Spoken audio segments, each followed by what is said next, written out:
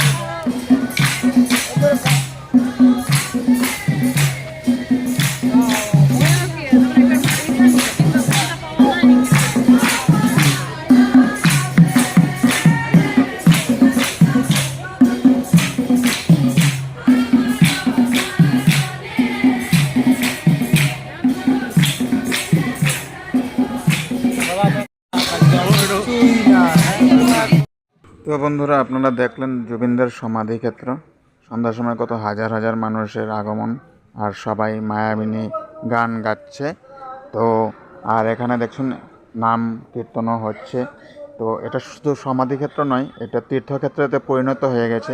যে আমাদের জুবিনদাকে এটা নতুন করে আর বলতে হবে না, সারা আসাম সারা ভারতবর্ষের গর্ব আমাদের জুবিনদা। আর আমরা সবাই যেন ভগবানের কাছে প্রে করি জুবিনদা যেন খুব তাড়াতাড়ি ন্যায় পাই। আর এটাই সবাই কামনা করব। আর সবাই জাস্টিস ফর জুবিনদা বলে কমেন্ট করবেন। জাস্টিস ফর জুবিনদা, আমরা কেন ন্যায় চাচ্ছি।